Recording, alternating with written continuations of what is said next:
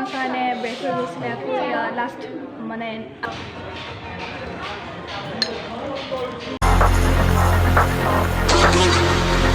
নমস্কাৰ বন্ধুসকল, স্বাগতম জনাইছোঁ মোৰ ইউটিউব চেনেলটোলৈ আৰু সকলোকে স্বাগতম জনাইছোঁ মোৰ আন এটি নতুন ভিডিঅ'লৈ।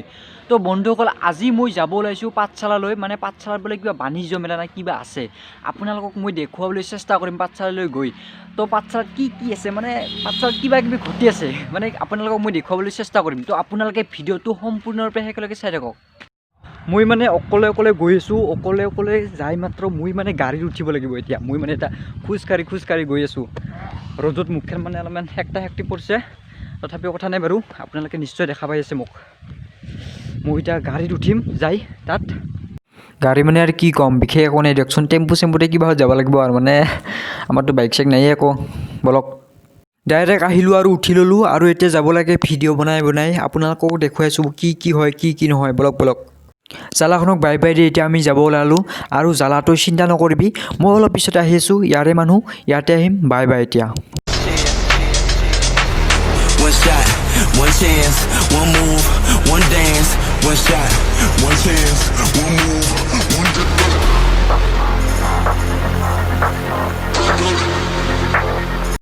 আৰু এনেকৈ আহি আমি পাই গ'লোঁ কেন্দুগুৰিৰ চক, আৰু অলপ পিছতে আমি পাঠশালা পামগৈ। One shot, one chance, one move, one dance. তো আমি এতিয়া জাষ্ট গাড়ীৰ পৰা নামিলোঁ, আৰু এতিয়া বৰ্তমান মোৰ এজন বন্ধু আছে পাঠশালাত। তো মই বন্ধুজনক ফোন কৰিছোঁ, বন্ধুজনে এতিয়া আহি আছে। আৰু তাৰপিছত দেখুৱাই আছোঁ, গা চা বেয়া লাগিছে, অলপ বহি দিছোঁ, মানে এনেকৈ বহি দিছোঁ আৰু উপায় নাই। বন্ধুটো এতিয়া বৰ্তমান আহি পেলাই মই এতিয়া তাত যাব লাগে, যাৰ টাইম মাত্ৰ দেখুৱাই আছোঁ আপোনালোকক মই। আৰু ইয়াৰ পৰাই আৰম্ভ হৈ গৈছে বজালী বাণিজ্য মেলা। ইয়াৰ পৰাই আৰম্ভ হ'ব, আৰু ইয়াতে মানে পোষ্টাৰ চষ্টাৰ মাৰি চব খতম। আৰু আমি মানে মেলাত যোৱাৰ আগতে লগৰ এটা তাতে যাম, লগৰ এটা তাতে যোৱাতে আপোনালোককো মই তাত লৈ যাম, মানে মেলাত যোৱাতে তাতে যাব ওলাইছোঁ। আমি আহি বন্ধুজনক লগ পালোঁ, মোৰ স্কুলীয়া দিনৰ বন্ধু। চাওক এইজন, আৰু পেইনগষ্টত আছে ই। তো ইয়াত আছে, আমি ইয়াক লগো ধৰিলোঁ। তো এতিয়া বাণিজ্য মেলালৈ যাম। ৰ'ব মেলাত যাম।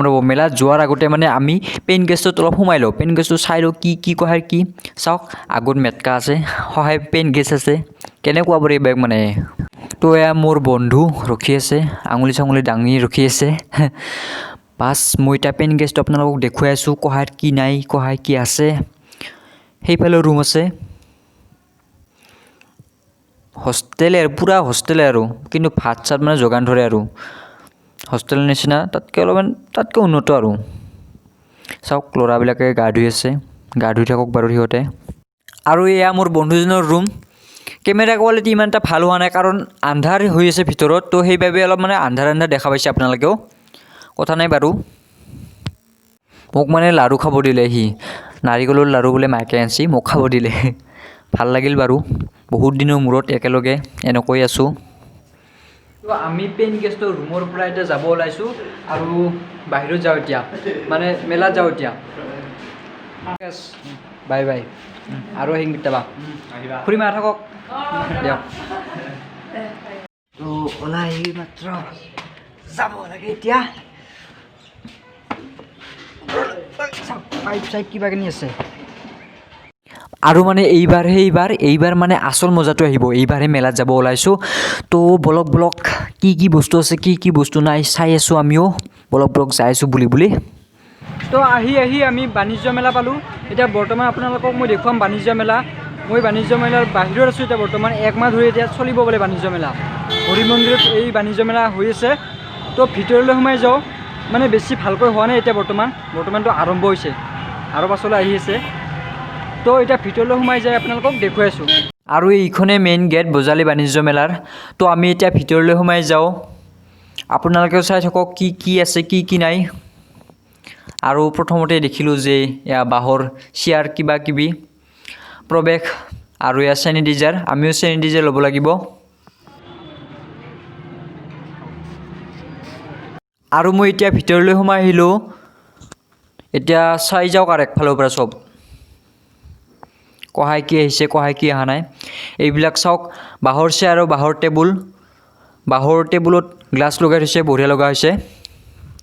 আৰু এতিয়া একফালৰ পৰা চাই যাওক কি আহিছে কি অহা নাই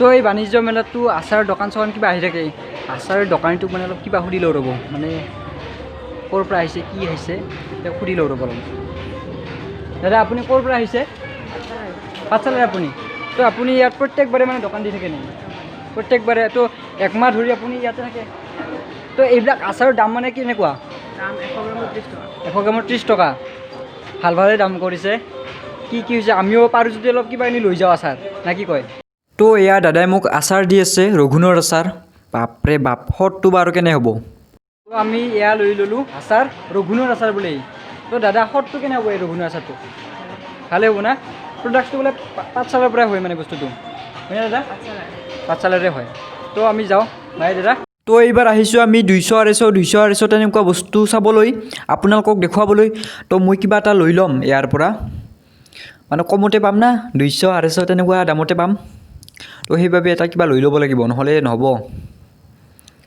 এইফালে আছে তো মই বাণিজ্য মেলাৰ পৰা এই বস্তু ল'লোঁ লং পেণ্ট এটা ল'লোঁ তো এতিয়া বাহিৰত ওলাই যাওঁ বাৰু মেলা আপোনালোকে চালে ময়ো চালোঁ মানে আজি কথাটো হ'ল কি এক গুলিত দুই চিকাৰ কৰিম বুলি ভাবিছোঁ এক গুলিত দুই চিকাৰ মানে মই আজি এটা বিশেষ সুযোগ পাইছোঁ যে আবাহন থিয়েটাৰৰ প্ৰযোজক কৃষ্ণ ৰয়ছাৰৰ লগত অলপমান সাধাৰণ চাহ চিনাকি হৈলোঁ আপোনালোকে সকলোৱে চিনি পায় অলপমান সাধাৰণ কথা পাতিব চেষ্টা কৰিম তেওঁৰ লগত আপোনালোকক দেখুৱাই আছোঁ মই মানে লকডাউনত এতিয়া কেনেকুৱা পৰিস্থিতি হৈ আছে বলক তো এয়া আবাহন থিয়েটাৰ জ্যোতিনগৰ পাঠশালা এখিনি মানে জ্যোতিনগৰ পৰে তো আমি ভিতৰলৈ সোমাই আহিলোঁ আবাহন থিয়েটাৰৰ ভিতৰত আপোনালোকে চাব পাৰে ৰ'ব এটা কথা কওঁ মই মানে এবাৰ আবাহন থিয়েটাৰৰ ৰিহাৰ্চেল চাবলৈ চাইকেল মাৰি আহিছিলোঁ ইয়াত মানে প্ৰস্তুতি পৰাশৰৰ যেতিয়া ক'ত মোৰ মাহিখন চলি আছিল মই চাইকেল মাৰি আহিছিলোঁ কি ক'ম আৰু বহুত ভাল লাগে মোৰ নাটক আজিও মই তেনেকুৱা ঠাইতে উপস্থিত আছোঁ বহুত মজা লাগিছে ৰিহাৰ্চেল যদিও ইয়াত চলিছিল কিন্তু বৰ্তমান সময়ত চৰকাৰেও যদি পাৰ্মিশ্যন দিয়ে ইয়াত ৰিহাৰ্চেল নচলে